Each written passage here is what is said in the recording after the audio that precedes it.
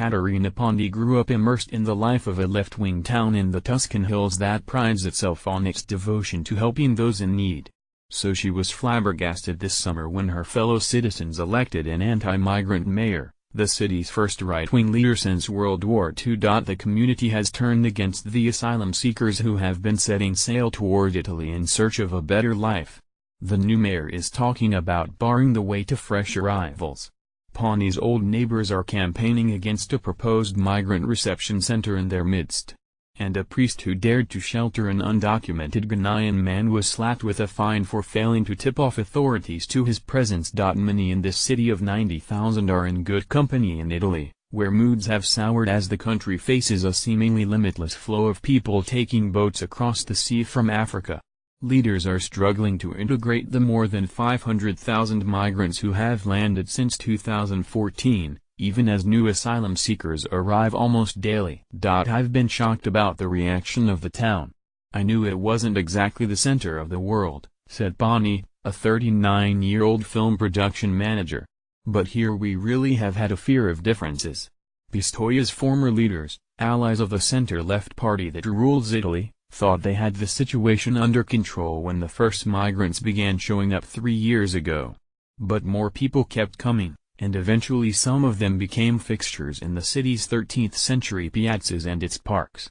In a community like this one, we noticed when we started seeing issues more typical of big cities, said Jacopo Vespignani, 43, a newly elected local councillor who always voted for left-wing politicians until he ran this year on a right-wing ticket.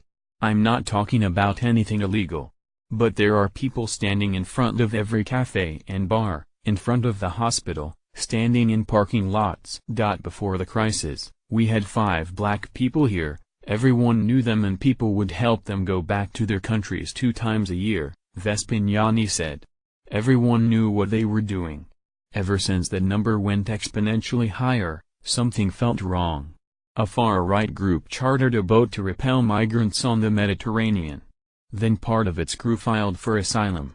With thousands of new arrivals every month, more Italians are starting to rebel, and they are driving their leaders to pursue once unthinkable solutions to halt the flow. Those efforts include empowering the Libyan Coast Guard, an anarchic, often corrupt force, to return migrants to detention camps on Libyan soil where inmates face forced labor, torture and rape, imposing tough new rules on charity-run rescue ships, thus making their missions more difficult, and pursuing administrative action against Italians, such as the priest, who help under-the-radar migrants. Former center-left Prime Minister Matteo Renzi, who hopes to recapture office in elections due no later than spring 2018, embraced the shift when he endorsed an approach to migration once held mainly by Italy's far right.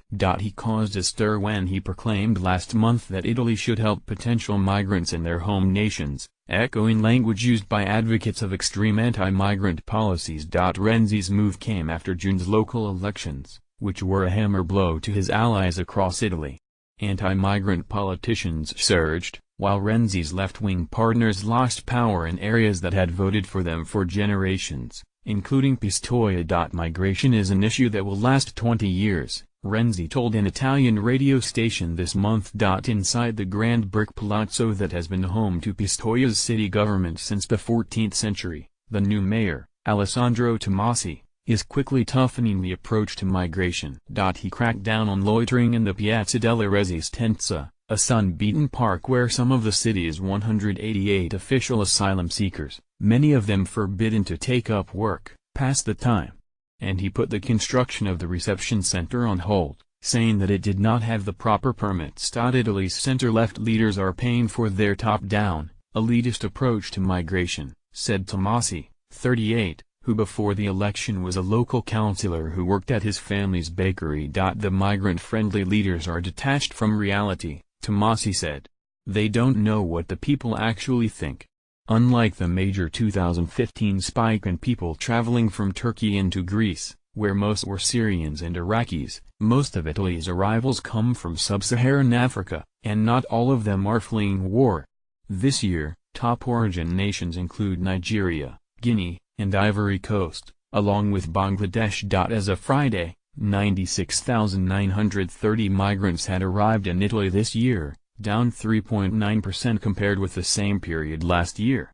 Far fewer have moved elsewhere in Europe, a result of Italy's bureaucratic failures to process applications and